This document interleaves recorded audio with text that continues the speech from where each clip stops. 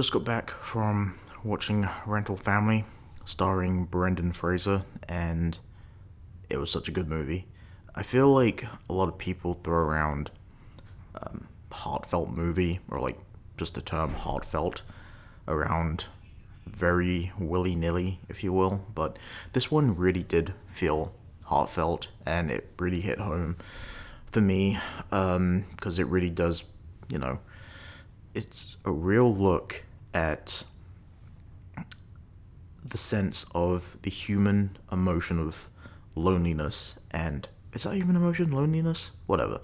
It just looks at the human sense of loneliness in a very human and pretty down to earth way, in a very realistic sense. So if you guys are considering watching it, I would definitely say watch it. Great movie. Loved it. Loved every minute of it. And the main reason why it hit home is I live a very lonely life. I do. And sure, does the movie have a sense of this skewed sense of playing with fake or non-real emotions? Sure, but Brendan Fraser's character definitely questions that. I'm not going to go too much into depth into it, but you just really need to watch the film to really understand the sense of the human nature of loneliness. And I am struggling with that for sure, because as much as I love my peace and quiet, my alone time, as many of us do, I've lived this life for about almost 6 or 7 years now, feeling like I have to do everything alone. And that is not the case. So it's a great movie, and it's inspired me to try and do better at connecting with loved ones, friends, and just the connections that I have unfortunately slowly left apart. Now, sure, you know, friends, sometimes family, you will slowly move on. It's a part of life, I understand that. But it's also a very, sometimes, semi-easy fix to, build those bridges again. But that's kind of it. So ultimately, if you are in the sense of questioning of loneliness and sense of connection with people, feelings, watch it. It's a pretty damn good movie. On a slightly lighter note, though, we do have our first actual kind of snowstorm hitting. It's already kind of hit, so you know what? I'll kind of show you that now, actually.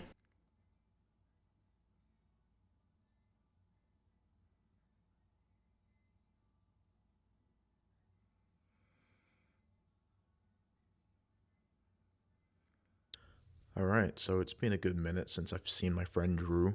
Uh, we plan to go to this place called Hopspot, solid burger place downtown Syracuse.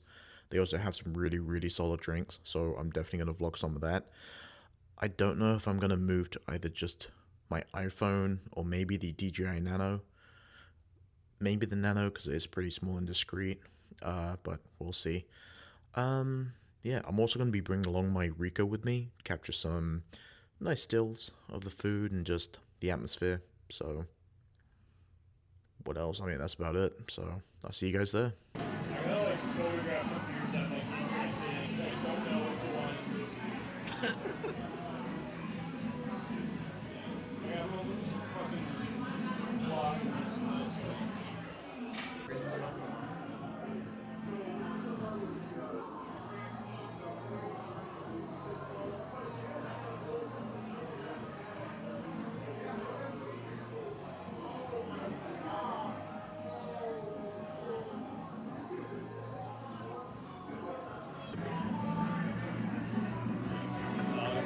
Silverware.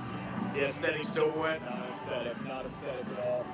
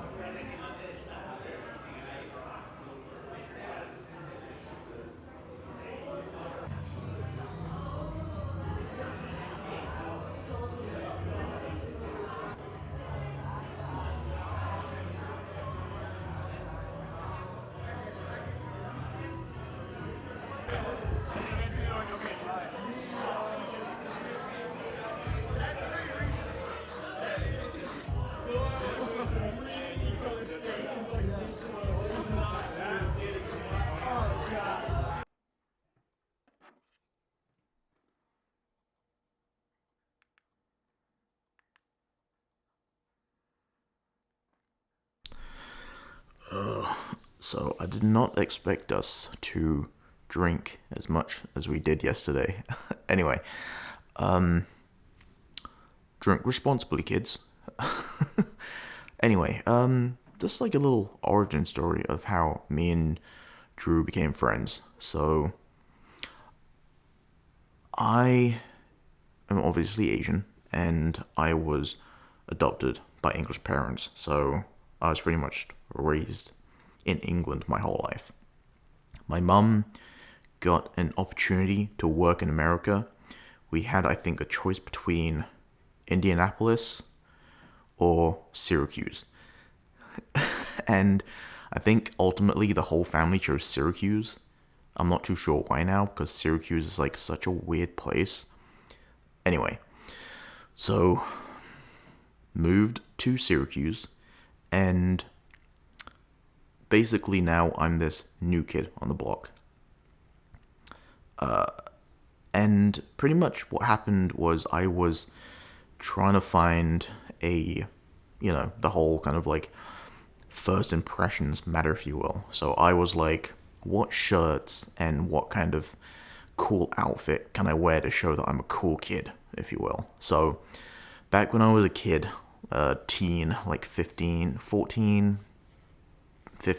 something like that, I was super into skateboarding. So I wore a skateboarding shirt. It said skate or die in black lettering against a white shirt. And it was basically I thought it was cool as fuck. It still is to this day. I don't know where it is. I have definitely grown out of it. Anyway, I'm rambling. What happened was, I think my first class on my first day of high school was biology. And I got there pretty early, and I found like the most corner table and sat there in this empty corner table by myself and kind of sat towards the door and watched all of these American kids come in. And I was like, if anyone sits on this table, I don't know what to say. I don't know really anything about America. All I knew was it was a cool opportunity to potentially, be a new me.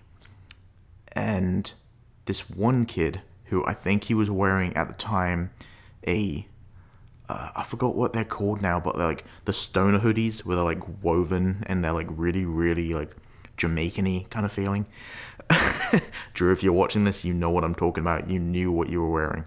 Anyway, he comes over to me and he's like, "That's a cool shirt, man." And I'm like, "Hey, I appreciate it, thank you." And then he sits on the table, and then there was this like one other kid, tall as shit. Then again, I'm not exactly tall either. I'm like 5'5", 5'6" on good days. And we just got to talking about who I am, who he is, what, obviously like skateboarding, and then I think it just kind of evolved from that. So that's kind of like the origin story of how we met. So I love ramen, and like when I found out that Nissin, the very generic cup noodle brand, quite literally cup noodles, these things, they make microwavable paper cups.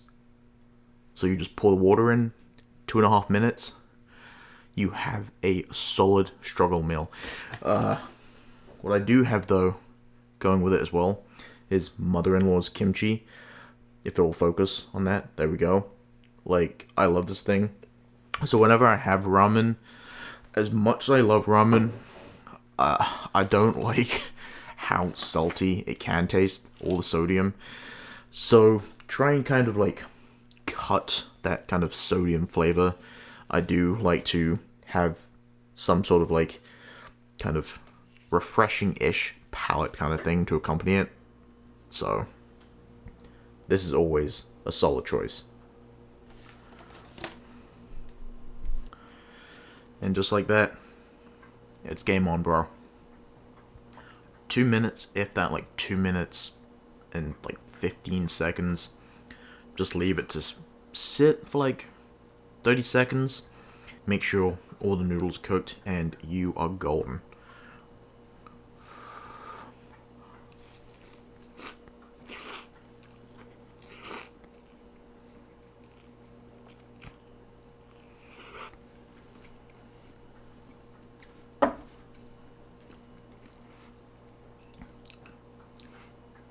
And then you gotta go in with some of the kimchi. Dude, kimchi is so fucking good.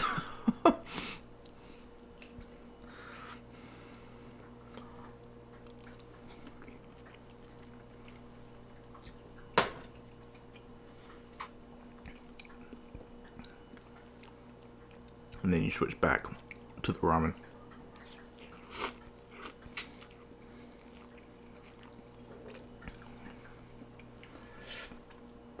If I had to compare this combo, it would be like, you know, a sub or a sandwich and a bag of chips.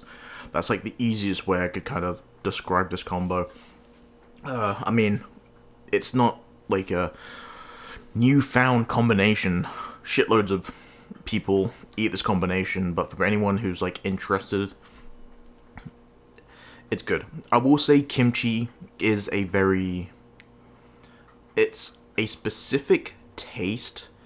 So, okay, I would say if you like kind of slightly pickly, tarty, spicy foods, you'll probably most likely love kimchi. If you're not too much into that, but you just like pickles, it might not be for you, because, again, it is literally fermented cabbage. But it is so, so good. Good for the gut, though, so. Alright, so that's it for this vlog. So, I think the way that I'm probably going to do it now is more kind of like streamline, like actual specific days that actually do something and go somewhere and actually kind of, you know, show a little bit of a lifestyle, if you will. I enjoy, you know, my apartment and the whole simple life kind of living here, and that's what the whole channel was about, but I also don't want to go ahead and just film 7 videos all in the apartment. So that's probably how I'm going to be doing it now, is like kind of like a week-long vlog, maybe like 2 days, 3 days, 4 days, 5 days, or just however long, maybe 7 days, and just kind of compile one video all into those sorts of days. I think that'll probably be the most kind of interesting and efficient way of doing it. So I appreciate you guys listening to me just rambling in this video, and you know, it's fine to do stuff by yourself, but it's also fine to also have fun with friends, and I'm trying my best to find a good balance with that, and we will see what happens in the next vlog.